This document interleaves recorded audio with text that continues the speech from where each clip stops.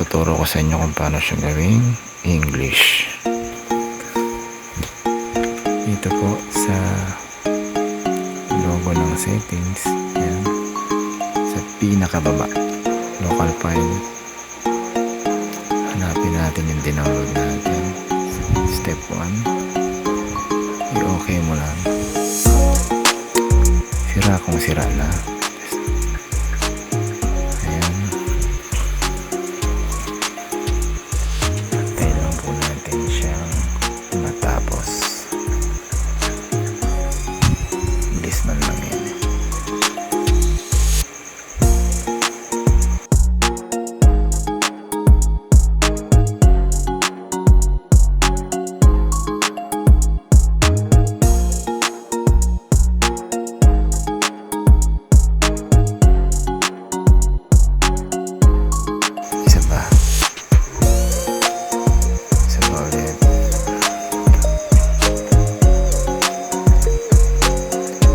Nalilito kasi yung client natin. Yan, English na. Okay. Login tayo. So, hindi po siya makakalogin sa dati niyang password. Ayan, kahit anong gawin mo, kahit anong ulit-ulitin mo, hindi siya makakalogin sa dating password. Kahit i-forget password mo siya, walang mangyayari. Kaya ang gagawin mo ay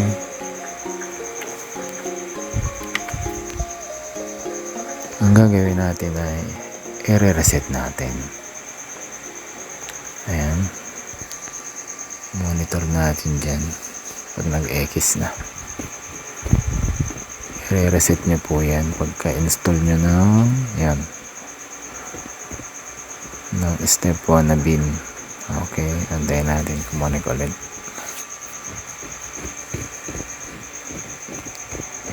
Babalik na siya sa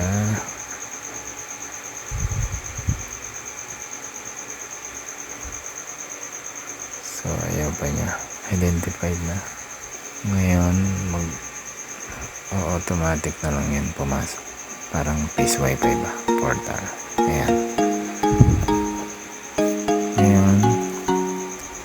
create your login password. Okay, gawa tayo ng password natin. Admin 123 muna tayo. Baguhin na lang natin naman. Ayan,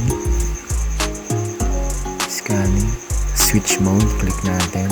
Gawin muna natin AP mode. Ayan, switch mode muna tayo. Tsaka na tayo maglagay ng mga password na yan. Tapusin muna natin yung setup ng software.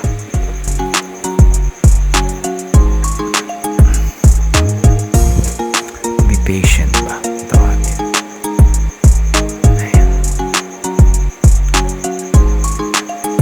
Ayan, success. So mag-aantay na naman tayo mag-reboot ng Wi-Fi.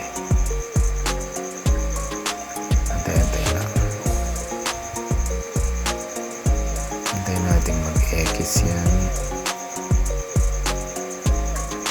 So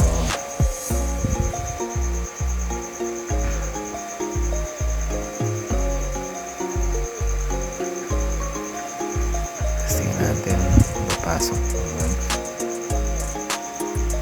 So ayaw. Pag ganyan, kailangan natin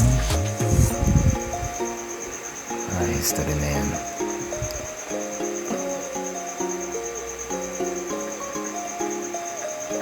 Ayan na, pumasok na.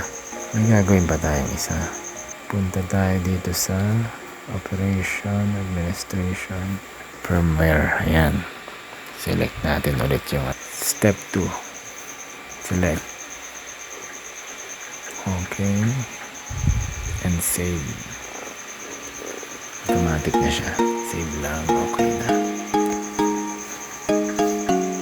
Ayan, waiting to the max na naman.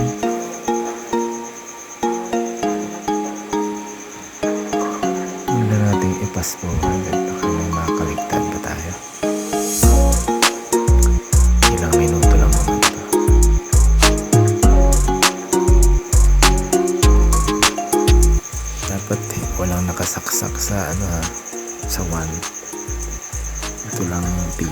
nakasaksak.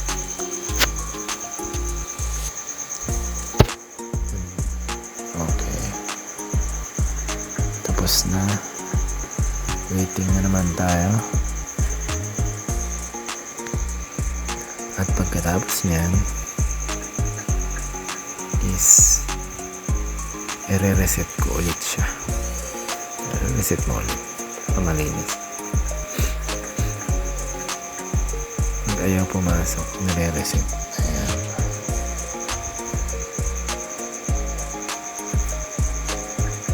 Ayan, ayaw niya. Ayaw ng kanyang standard IP. So reset natin. Hintayin natin mag-X to.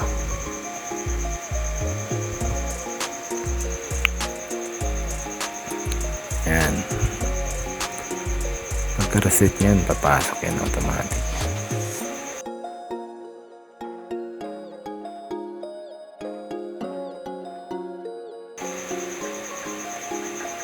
Tinda XT ang pangalan na lumalabas.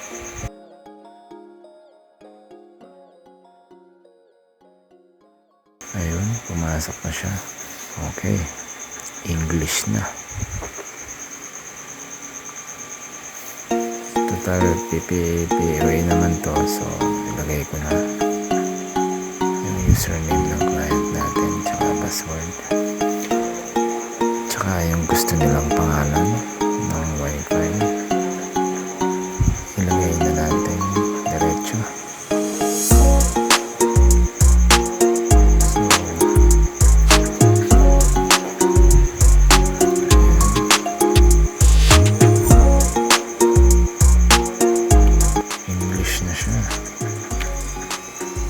Ito po, tenda.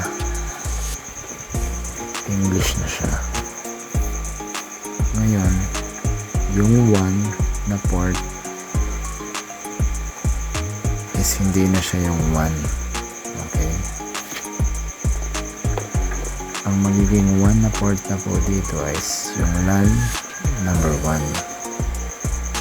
Magpapalit po sila ng pwesto.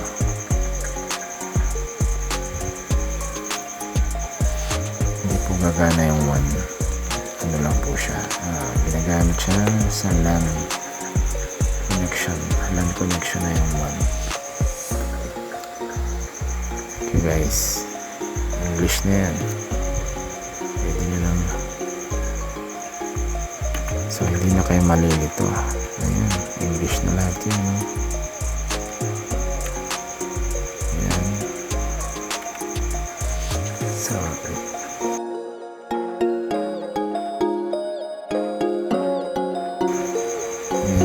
remote para ma-remote natin kung kailangan. Ayan, status.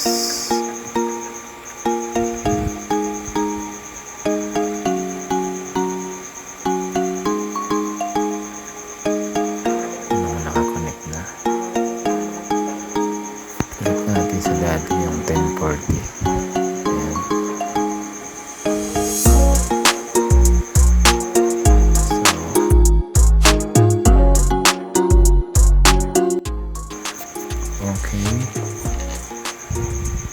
Okay yan. Magre-reboot kasi bagong IP. Okay, reboot.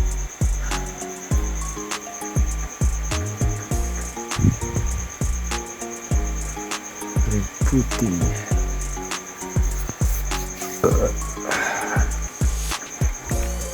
Fast forward natin para mabilis.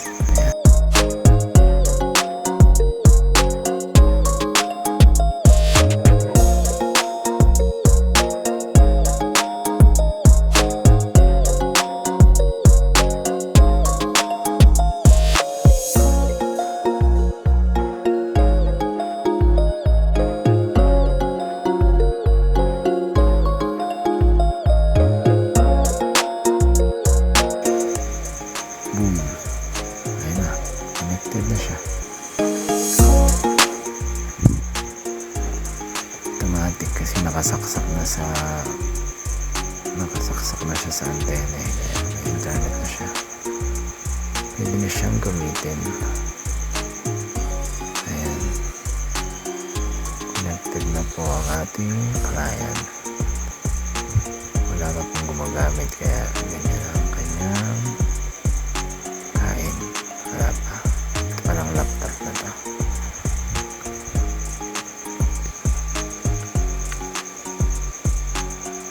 Ayan.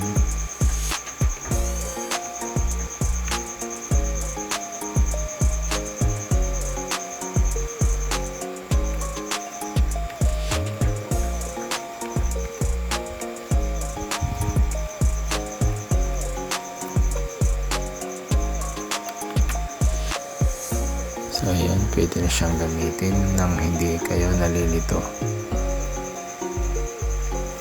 POA, dynamic static. Ayan. Connected na po siya sa PPPoA natin.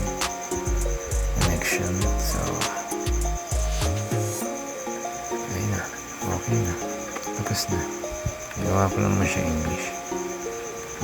Dati naman siyang connected. English na lahat yan. Hindi na babalik sa dati yan. Chinese. Okay. So, sana po naiintindihan nyo at nakatulong ang video na to.